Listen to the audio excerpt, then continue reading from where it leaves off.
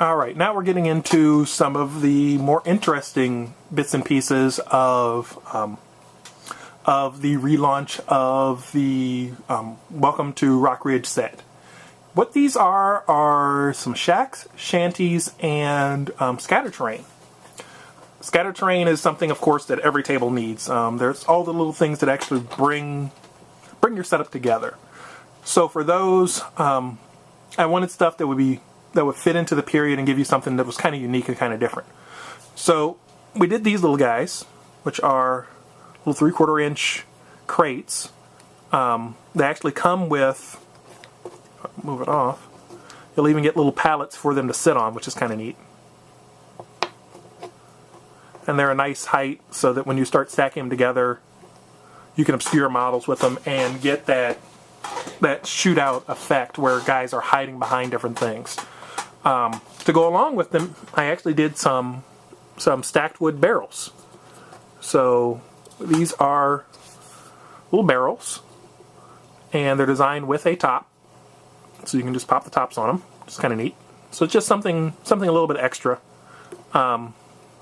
These should paint up really nice. I need to sand a few of them down to do a final smoothing on them and paint them up. But these are a nice little, again, another little add-on. It just works right and it fits in the setting. I also did some larger, these are 3/4 inch by I think 1.5 inch crates, which are a little bit bigger, but they're designed so that you can get a little bit more coverage out of them. And there are also big 1-inch crates. So these are the largest crate that I'm doing right now. It's a nice size, nice big chunky piece. Big enough that you can hide models behind, set models on top of. It just gives you a nice presentation and a nice option. Last one for this go around of these scatter ones, we even have kind of the shipping crate / coffin. Again with a removable top, so these would be perfect for like an undertaker's office. Or in Wild West Exodus, they have these robot sheriffs, which are shipped in. So it'd be kind of neat for this to be like the shipping crate that they'd come in. So, you know, the fig would be inside of it. And it's kind of a neat one. I may have to do a few like that, where I put a couple of models inside of them just to show what's possible. But again, it's another nice piece of terrain that you can set stuff behind and use for hiding other figs, and just bringing out some more looks to your table. Alright, so let's slide some of this stuff out of the way though, and we'll get to these little guys. What these are little shacks. So little shacks or little shanties. I'll move them a little bit closer. So designed to be just kind of your quickly assembled housing. Every town will have some of these.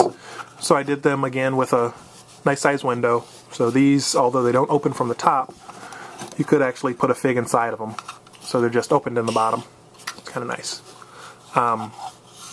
Added a few additional details in that you can, like for example, the boards were cut away in a few spots, and you notice that they're not all perfectly straight. They're at kind of odd angles. Same thing with the roof, where you can even have a few spots where you can actually have openings in them. So I wanted something that kind of had a lot of character to it, and that's where these came in. And it's a nice little simple one. You can do the door one of two ways. I did the door on this one on the outside, and then this one I did it from the back on the inside. So it just gives you something different, something new, something that you can fill out an area with. I could definitely see like a mining table or something, or an outskirts of town table if you're setting it up with just a bunch of these, where you have like 6 or 8 or 10 of them in an area, and that's just your shantytown area. So it's kind of a neat little kit. It's actually shorter than a standard building height as well, so I made it a little bit shorter. Standard building heights are normally 3 inches of level. I think these are like 2 1/4, or excuse me, 2 3/4, just to make them a little bit shorter to give you that smaller feel and that smaller effect with them. To go along with them, I also did some new fences. So there are actually 2 different new fence designs. There's this one, which is kind of a stacked tie fence. What's neat about these are these are glued together on this one, obviously, but you don't have to glue them together. You can actually piece the pieces together and build any shape that you're wanting. So it's a nice little nice little add-on, and again, it's a pretty decent height for your figs. It's not overly tall, but it's tall enough that you can get the effect, and it looks kind of nice. If you're wanting something that gave you a little bit more cover, I also did these fences. These are kind of a privacy screening type fence. So if I put a fig behind it, you can, if you come down to eye level, you actually can't see her at all. These are a pretty decent height.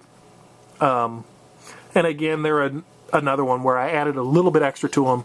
So you notice there are a few spots where there are gaps and the boards aren't as straight. I even went as far as to add a second piece to them so that you have your fence post.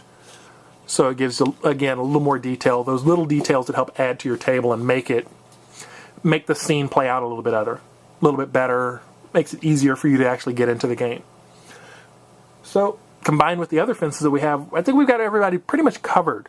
So again, this is one of the smaller pieces with all of the little scatter terrain and those kind of things. Lets you really build out something, lets you really flesh out that town. Alright, I've got more videos to shoot. As always, don't forget to subscribe, and you can find out more at www.burnindesigns.net. Alright everybody, take care.